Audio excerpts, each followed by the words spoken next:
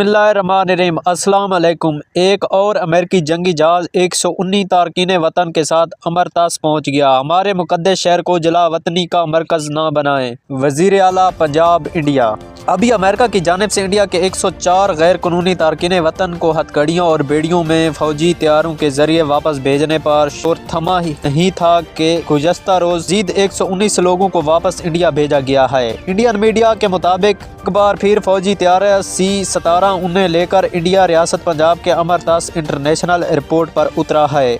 Punjabi service report के मुताबिक रियासत के वजीर आला भुंगनाथ मान इन गैर कानूनी तारकीन वतन को एयरपोर्ट पहुंचे और उन्होंने ये सवाल किया कि गैर कानूनी तारकीन वतन के साथ अमेरिकी तैयारे को रियासत पंजाब में उतारने का फैसला क्यों किया गया है। उन्होंने मीडिया से खिताब करते हुए कहा कि हमारे मुकद्दस शहर अमरतास को रियासती मरकज जलावतनी का मरकज न बनाए। दरबार साहिब, दरगानिया मंदिर और जलालावाला बाग और टेक्सटाइल के लिए मशहूर है। आप हमें किन कामों के लिए मशहूर कर रहे हैं। ये कहना था वजीर आला पंजाब इंडिया का। मैं मरकज इतराज करता हूँ कि आपके पास दूसरा कोई हवाई अड्डा नहीं है, एयर बेस है, वहाँ हवाई जहाज उतारें।